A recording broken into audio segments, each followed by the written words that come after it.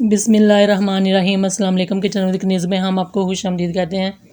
उम्मीद करते हैं आप लोग खैरियत से होंगे। तो आज हम कीमा कचौरी बनाने की जो रेसिपी है वो आप लोगों के साथ शेयर करेंगे। तो इंशाल्लाह ताला ये बहुत ही ज़बरदस्त किस्म की बनकर तैयार होंगी।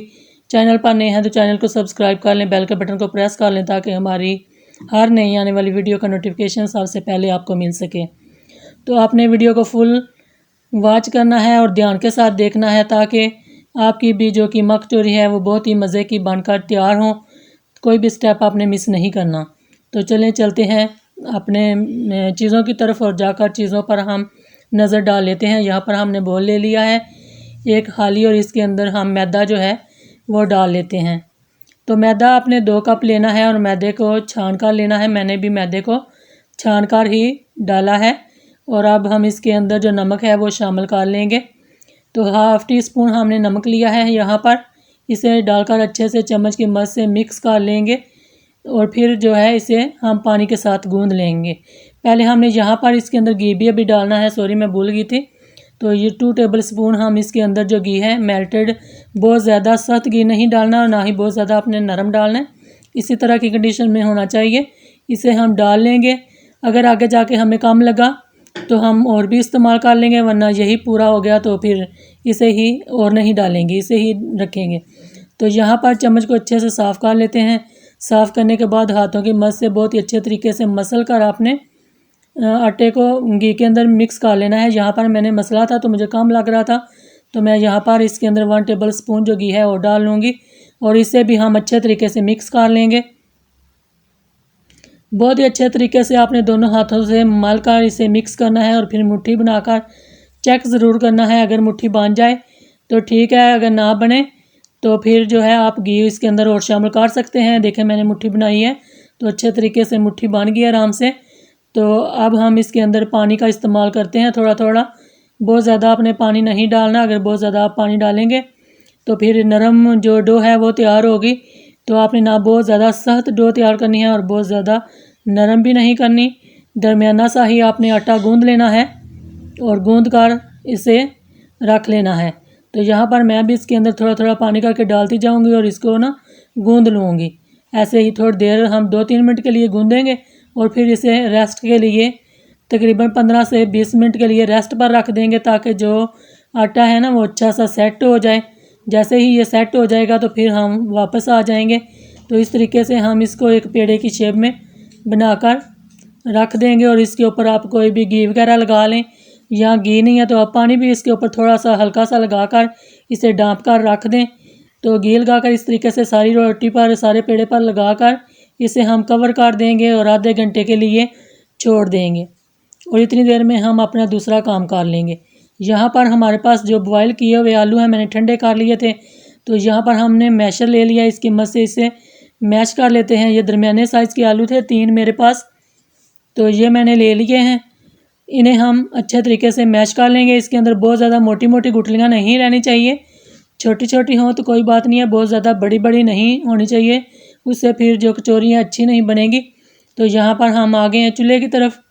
फ्राई पैन को चूल्हे पर रख लिया है और इसके अंदर हम कुकिंग ऑयल जो है 2 टेबल स्पून ये शामिल कर लेते हैं और इसे हल्का सा गर्म होने देते हैं। और फिर इसके अंदर अदरक लहसुन का जो पेस्ट है 1 टीस्पून हम शामिल कर लेते हैं और इसको हम हल्का सा पकाएंगे, बहुत ज़्यादा नहीं पकाएंगे क्योंकि यहाँ पर आपने बिल्कुल लो आंच पर इसको रखना है। और फिर कुछ इसके अंदर जो खड़े मसाले हैं वो आपने शामिल कर लेने हैं। तो यहाँ पर हम इसके अंदर जो स्पाइसेस हैं ये ऐड कर लेते हैं। सॉरी मैं खड़े मसाले कह चुकी हूँ। यहाँ पर मैंने नमक 1 टीस्पून डाला है और 1 टीस्पून ही हम इसके अंदर कुटी हुई लाल मिर्च का पाउडर डालेंगे। कुटी हुई लाल मिर्च इस्तेमाल की है और कुटा हुआ यहाँ पर धनिया पाउडर है, ये हम शामिल कर लेंगे। और यहाँ पर हम इसके अंदर हाफ़ टी स्पून से भी कम कश्मीरी लाल मिर्च मैंने डाली है अच्छे जायके के लिए। हाफ़ टी स्पून हल्दी पाउडर है ये मैंने डाला है। तो यहाँ पर ये काली मिर्च है, ये हाफ़ टी स्पून से भी मैंने थोड़ी सी कम ही ली है। तो इन सारी चीज़ों को आपने डालकर इन्हें चंद सेकंड के लिए, जैसे कि 3-4 सेकंड से ज़्यादा नहीं हम पकाएंगे, बस इतना ही पकाएंगे क्योंकि मसाले जलने नहीं चाहिए। बस हल्के से इनका कच्चापन हमें ख़त्म करना है और फिर हम इनके साथ ही बाकी की जो चीज़ें हैं वो भी शामिल कर लेंगे। तो यहाँ पर हम इसके अंदर कटी हुई एक प्याज जो है वो शामिल कर देते हैं दरमियाने साइज़ की। तो इस तरीके से हमने चॉप कर लिया था इसको।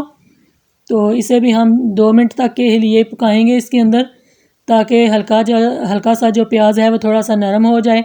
और फिर यहाँ पर हम इसके अंदर ना थोड़ा सा 2 टेबल स्पून जो पानी है ये शामिल कर लेते हैं।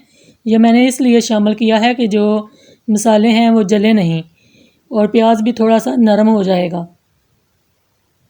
अब यहाँ पर हम इसको मिक्स करने के बाद हमारे पास कीमा है। ये कीमा है तकरीबन 1 कप।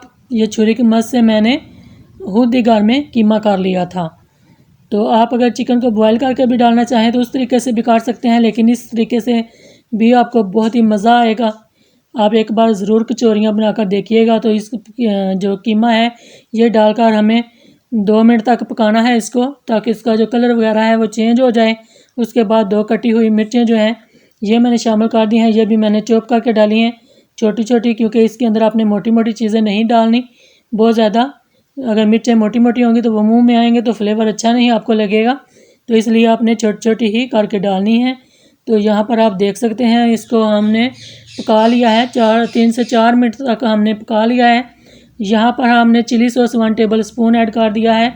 और अब हम इसके सिरका जो इसके अंदर डालेंगे वो भी 1 टेबल स्पून शामिल करेंगे। और 1 टेबल स्पून ही मैं इसके अंदर सोया सॉस ये भी डालूँगी। ये अच्छे जायके और अच्छे फ्लेवर के लिए सारी चीज़ें मैंने शामिल की हैं इसके अंदर। अगर आपके पास ना हो तो आप स्किप भी कर सकते हैं, कोई ऐसी परेशानी वाली बात नहीं है कि ये नहीं डालेंगे तो आपकी कचौरी जो है वो मज़े की नहीं बनेगी। आप घर की चीज़ों से तैयार करें, आपकी कचौरी बेशुमार मज़े की इंशाल्लाह ताला बनकर ज़रूर तैयार होंगी, ये गारंटी है मेरी। यहाँ पर हम इसके अंदर आधा कप जो पानी है ये शामिल कर लेते हैं और उतनी देर तक इस कीमे को पकाएंगे जब तक ये पानी जो है ड्राई नहीं हो जाता। जैसे ही पानी ड्राई हो जाएगा तो हम वापस आ जाते हैं।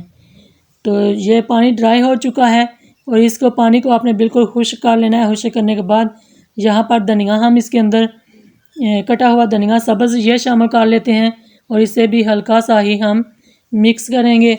जैसे ही ये हल्का फुल्का मिक्स हो जाएगा तो फिर हम इसके अंदर जो बॉयल किए हुए आलू हैं हमारे पास वो हम डाल देंगे। तो आलू हमने पहले ही मैश करके रख लिए थे, इन्हें हम शामिल कर लेते हैं। चूल्हा नीचे से बंद कर दें क्योंकि सारी चीज़ें पकी हुई हैं। तो अब हमें इन्हें बस मिक्स ही करना है, उससे ज़्यादा हमें कुछ भी नहीं करना। तो चूल्हे को बंद करें और चीज़ों को अच्छे तरीके से मिक्स कर लें मसाले के अंदर, ताकि सारा जो मसाला है वो बेहतरीन सा बनकर तैयार हो जाए और खाने में आपको बहुत ही जायका दे, बहुत ही मज़े का लगे। तो जैसे ही ये मसाला सारा मिक्स हो जाएगा अच्छे तरीके से तो फिर हम इसे इधर चूल्हे पर ही छोड़ देंगे ठंडा होने के लिए और फिर हम अपना अगला जो काम है वो जाकर कर लेंगे। तो मसाला सारा तकरीबन मिक्स हो चुका है। अब हम इसे छोड़ देते हैं और चलते हैं हम अपने अगले काम की तरफ, तो वो कर लेते हैं जाकर। तो चलें यहाँ पर हम आ गए हैं काउंटर की तरफ। तो जो आटा हमने गूंद कर रखा हुआ था उसे हम यहाँ से बर्तन को उठा लेंगे और थोड़ा सा हमें ड्राई मैदा चाहिए होगा जिसे हमें यहाँ काउंटर पर थोड़ा सा डस्ट कर लेना है। डस्ट करने के बाद मैदा हम काउंटर पर ले आएंगे। मैदे को मैंने काउंटर पर रख लिया है और इसको हम थोड़ी सी लंबी शेप दे देंगे, क्योंकि हमने इसको ज़्यादा हिस्सों में कट करना है। तो इसलिए आपने इस तरीके से थोड़ी सी लंबी शेप दे लें ताकि कटिंग करने में आसानी हो। तो जितने आपने पेड़े बनाने हैं उतने आपने इसको उतने हिस्सों में कटिंग कर लेना है। मैं इसके 6 पेड़े जो है बनाऊंगी, 6 पेड़े हम इसके बनाएंगे, लेकिन कचौरियाँ हमारी जो हैं वो 12 बनकर इंशाल्लाह ताला तैयार होंगी। तो यहाँ पर ये देखें सारी मैंने कटिंग कर ली है और अब हम इनके पेड़े बना लेते हैं। एक एक पेड़ा बनाते जाएंगे और अपने बर्तन के अंदर वापस जो है रखते जाएंगे। तो इस तरीके से अपने पेड़े बनाने हैं। अभी मैं बनाकर अपने बर्तन के अंदर एक पेड़ा रखूँगी और आप लोगों को चेक कराती हूँ कि कैसे आपने बनाने हैं। ये देखें इस तरीके से आपने बनाकर रख देने हैं। ये एक सिर्फ फिर हम उठा लेंगे। यहाँ पर सारे पेड़े हमने रख दिए हैं, ऊपर से ढाँप देना है ताकि उसके ऊपर कोई खुशका वगैरह ना आए। और काउंटर पर आपने मैदा डस्ट कर लेना है ताकि जब आप रोटी बेलें तो बेलन के साथ चिपके नहीं। तो यहाँ पर ये देखें मेरी रोटी चिपक रही थी तो मैंने उसकी साइड चेंज की, तो अब जो है नहीं चिपकेगी। तो इससे हम बेल लेते हैं। थोड़ी सी पहले मैंने गोल रोटी बेली और उसके बाद मैंने इसको लंबी जो शेप है ये दे दी है और आप इसकी देख सकते हैं कि ये मोटी कितनी है। तो इतनी मोटी रखकर इसको आपने छोड़ देना है। इसके ऊपर आपने मेल्टेड घी लेना है, इसको लगा लेना है बुरश की मदद से अच्छे तरीके से, किनारों पर भी लगा लें और सेंटर में भी लगा लें। तो ये देखें मैं लगा रही हूँ इस तरीके से, अच्छे तरीके से लगाकर फिर हमें खुश्क मैदा चाहिए होगा और एक छन्नी भी चाहिए होगी जिसकी मदद से हमने मैदा इसके ऊपर डस्ट कर लेना है। घी हमने लगा लिया है। अब हम मैदा लेते हैं और इसे रोटी के ऊपर डस्ट कर लेते हैं। यहाँ पर देखें मैंने इसके ऊपर मैदा इसके अंदर डाल लिया है। तो ऐसे अपने हाथ की मदद से ना थोड़ा थोड़ा करके इसको लगाते जाना है। तो बड़ी जल्दी बड़ी आसानी के साथ ये मैदा जो है इसके ऊपर डस्ट हो जाएगा। और डस्ट करने के बाद फिर आपने रोटी की जो एक साइड है वो उठाकर सेंटर में ले आनी है इस तरीके से। और ऊपर से हल्का सा प्रेस करना, ज़्यादा ज़ोर से प्रेस नहीं कीजिएगा, हल्का सा प्रेस कीजिएगा। और फिर इस तरीके से आपने रोटी को एक जितना ही रख लेना है। और फिर ऐसे ही हम दूसरी साइड को रख कर भी कर लेंगे बराबर। और फिर इसके ऊपर जो मेल्टेड घी है दोबारा से लगा लेंगे और फिर वही रिपीट करेंगे जैसे हमने पहले मैदा डस्ट किया। इसी तरीके से ही मैदे को डस्ट कर लेना है और फिर दोबारा से हमने इसको एक साइड को उठाकर दूसरी साइड पर रख लेना है इस तरीके से। ये देखें, तो ऐसे आपने हाथ की मदद से ना हल्का सा प्रेस करेंगे ना तो इसके अंदर जो थोड़ी सी हवा भर जाती है ना वो नहीं होगी। और नीचे दोबारा से आपने मैदा डस्ट कर लेना है ताकि ये जो आप रोटी बेलेंगे ना तो साथ ना चिपके।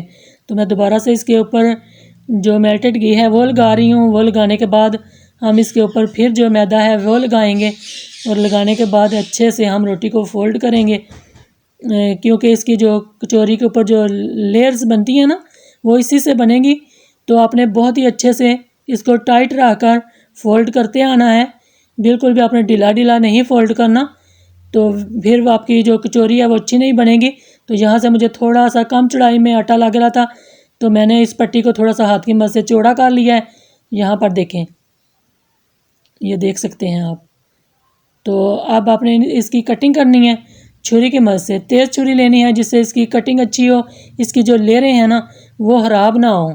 अगर आप तेज़ छुरी नहीं लेंगे तो फिर इसकी कटिंग जो है ना वो अच्छी नहीं होगी और लेयरें आपस में जुड़ जाएंगी। तो इस तरीके से मैं अभी आपको कटिंग करके दिखा देती हूँ। ये देखें माशाल्लाह, आप देख सकते हैं कितनी ज़बरदस्त इसकी लेयरें नज़र आ रही हैं।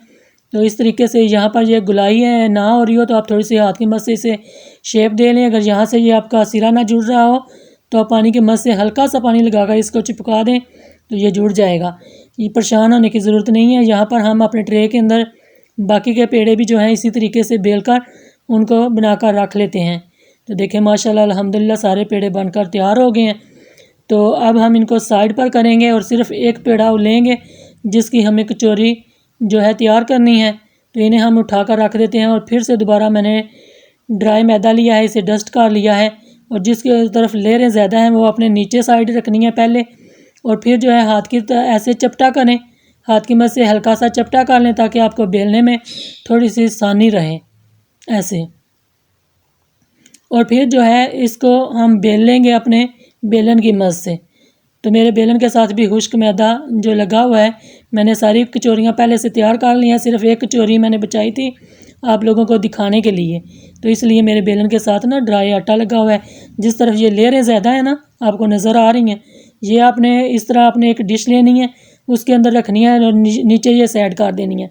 ऐसे आपने ऐसे नीचे करनी है और इसके अंदर जो हमने फीलिंग रखी हुई है वो भर लेनी है। जितनी आप बनना चाहें, कम या ज़्यादा, ये आप पे डिपेंड करता है कि आप कितना इसके अंदर मटेरियल डालना चाहते हैं।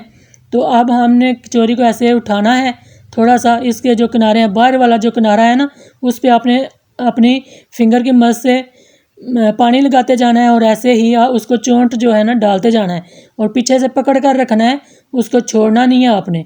और फिर जहाँ से आपको मुश्किल लग रहा हो वहाँ पर आपने ऐसे डिश को जो है ना अपने बर्तन को ऐसे घुमा लेना है अपनी तरफ ताकि आपको बनाने में आसानी रहे। और ये मैं आपको दिखाने के लिए भी आपको अच्छा सा समझ आ जाए इसलिए मैं आपको दिखा रही हूँ। यहाँ से आपने नरम हाथों से पकड़ते हुए इसको ऐसे गोल घुमा लेना है ताकि इसका जो मुंह है वो अच्छे से बंद हो जाए। और फिर इस तरीके से आपने इसको गोलाई में शेप दे लेनी है, क्योंकि बनाते हुए तो चीज़ टेढ़ी मेढ़ी हो जाती है लेकिन जब आप बना लें तो उसे अच्छा सा गुलाई में शेप दे लें। तो देखें माशाल्लाह अल्हम्दुलिल्लाह हमारी जो कचौरियाँ हैं कितनी ज़बरदस्त बनकर तैयार हो गई हैं। इसकी लेयरें नज़र आ रही हैं आपको अलग अलग अभी से। और फिर यहाँ पर देख लें आपको सारी लेयरें इनकी नज़र आ रही होंगी कितनी ज़बरदस्त बनी हैं। तो अभी हम चूल्हे की तरफ जाएंगे और जाकर जो है घी को चूल्हे पर रख लेते हैं, फ्राई पैन में डाल लेते हैं। यहाँ पर मैं चूल्हे की तरफ आ गई हूँ, फ्राई पैन को भी रख लिया है, उसके अंदर घी डाल लिया है। घी को गर्म होने देंगे, लेकिन आपने इस बात का हाथ से रखना है, घी जो है वो बहुत तेज़ आपने गर्म नहीं करना, मीडियम सा गर्म करना है। मीडियम गर्म करने के बाद आपने उसके अंदर कचौरियाँ जो है वो डाल लेनी है और उन्हें अच्छा सा पकने देना है, क्योंकि अगर हम तेज़ आंच पर पकाएंगे तो कचौरियाँ जो है अंदर से कच्ची रह जाएंगी और उनके बाल जो हैं लच्छे जो हैं वो भी आपको नज़र नहीं आएंगे। तो इसलिए इनके लच्छे जो हैं वो आपको तभी अच्छे बनकर नज़र आएंगे जब आप इनको मीडियम आंच पर पकने के लिए छोड़ेंगे। तो इस तरह से मैंने जब डाली थी तो थोड़ा सा मेरा ऑयल थोड़ा ज़्यादा गर्म हो गया था। डालते डालते आपको पता है कि हमने वीडियो बनानी होती है और कैमरे को सेट करते हैं, तो फिर जो है चीज़ें इधर उधर ज़्यादा हो जाती हैं, कम ज़्यादा। तो फिर मैंने फ़ौरन से साइड चेंज की है और फिर यहाँ पर हम चूल्हे को अब स्लो कर देंगे, मीडियम कर देंगे और मीडियम आंच पर ही हम इन्हें गोल्डन होने तक पकाएंगे। और फिर से आपने दो तीन बार ऐसे उल्ट पुल्ट कर लेनी है ताकि दोनों तरफ से ही बहुत ही अच्छी सी पकें। और इनकी जो कचौरियों के जो ऊपर ले रहे हैं ये भी बहुत ज़्यादा मज़े की आपको नज़र आनी चाहिए। तो इस तरीके से जब पक जाएंगी तो फिर हम इन्हें स्ट्रेनर की मदद से बाहर निकालेंगे। तो आपने कमेंट करके मुझे ज़रूर बताना है कि आपको मेरी कचौरियों की वीडियो कैसी लगी है। वीडियो अच्छी लगे तो चैनल को सब्सक्राइब करें, वीडियो को लाइक ज़रूर किया करें। हमें हिम्मत मिलती है, हौसला मिलता है जब आप कमेंट करते हैं, तो मुझे बहुत ज़्यादा खुशी होती है आपका कमेंट पढ़कर। तो यहाँ पर सारी कचौरियाँ तैयार हो गई हैं, स्ट्रेनर की मदद से बाहर निकालते हैं और डिश आउट करते हैं। बिस्मिल्लाहिर्रहमानिर्रहीम। तो देखें जी माशाल्लाह अल्हम्दुलिल्लाह जो हमारी कचौरियाँ हैं, कीमा कचौरी है, कितनी ज़बरदस्त कितनी शानदार बनकर तैयार हो गई हैं। तो इसी तरीके से ही बाकी की भी जितनी मेरे पास अभी कचौरियाँ हैं वो भी हम डालकर पका लेंगे। अगर आप कुछ सेव करना चाहें इनमें से तो आप सेव भी कर सकते हैं और बाद में भी बना सकते हैं, लेकिन मैं सारियाँ ही रमज़ान है तो मैं सारियाँ ही बनाकर तैयार कर लूँगी। तो यहाँ पर हम इन्हें बना लेते हैं, दोबारा से फ्राई कर लेते हैं और इसी तरह से ही आपने थोड़ी सी मीडियम आंच पर ही इनको पकने देना है ताकि अच्छी सी बनकर तैयार हों। तो यहाँ पर जितनी भी कचौरियाँ थी हमारे पास हमने सारी बना ली हैं, सारी की सारी बहुत ही अच्छी बनकर तैयार हो गई हैं। वीडियो अच्छी लगे तो ज़्यादा से ज़्यादा शेयर किया करें, लाइक किया करें और चैनल को ज़रूर सब्सक्राइब कीजिएगा। अपना बहुत सारा ख्याल रखिएगा, हमें दुआ में याद रखिएगा। तो अगली वीडियो तक के लिए किचन विद कनीज़ को इजाज़त दीजिएगा। अल्लाह हाफिज़।